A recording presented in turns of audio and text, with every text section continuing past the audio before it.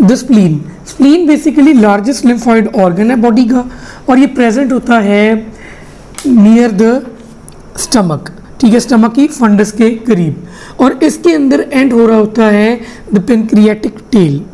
ये तीन चीज़ें बहुत इंपॉर्टेंट है जो मैंने अभी बोली है। अगली चीज़ जो आपको पता होनी चाहिए स्प्लीन के बारे में वो ये है कि ये बेसिकली प्रेजेंट होता है beneath the left half of the diaphragm, left diaphragm के नीचे होता है एक चीज़।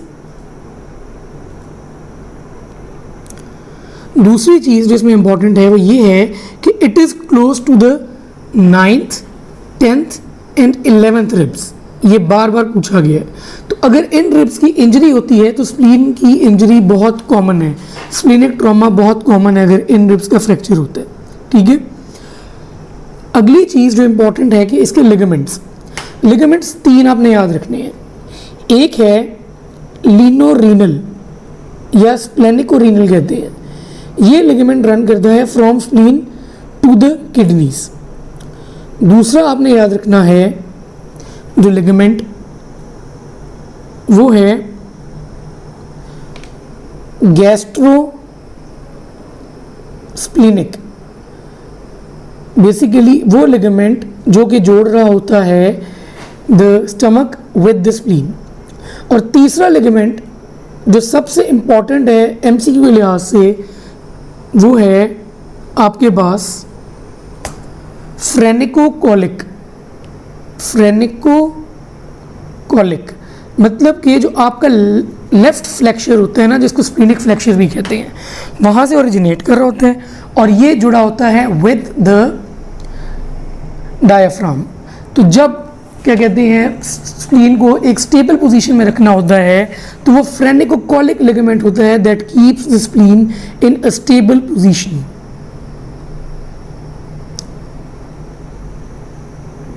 ठीक है, ये हो गए जी आपके तीनों लिगामेंट्स। लेफ्ट डायफ्राम के नीचे होता है, पेनक्रियाटिक टेल इसके अंदर एंड होती है, 9, 10, 11 रिब्स के नीचे होता है। इनकी इंजरी होगी तो स्प्लीन की इंजरी होगी। इसके अलावा ब्लड सप्लाई पे आ जाते हैं। ब्लड सप्लाई में हिपैटिक आर्टरी की ब्रांच होती है splenic artery. Splenic artery directly supply कर रही होती है स्प्लीन को, नाम से पता चल रहा है, ठीक है। और जो वेन है, ठीक है, वो भी होती है जी स्प्लीनिक वेन। स्प्लीनिक वेन जो होती है वो बेसिकली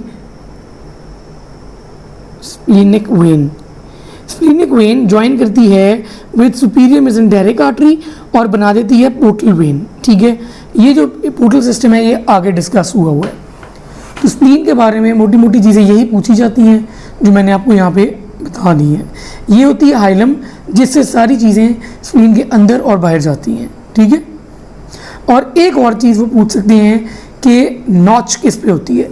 जो स्प्लीनिक नॉच होती है ना, ठीक है, वो होती है सुपीरियर सरफेस पे, ठीक है। सुपीरियर सरफेस या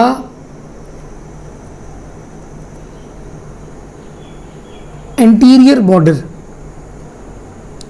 ठीक है, इस पे होती है जी स्प्लीनिक नॉच। ये बार बार पूछा गया है तो ये आपने नहीं भूलना। अब चलते हैं इसके टेक्स्ट की तरफ, ठीक है। इसके अंदर जो मैंने चीज़ें बताई हैं वो आपने याद कर लेनी है साथ साथ। अब टेक्स्ट की तरफ चलते हैं।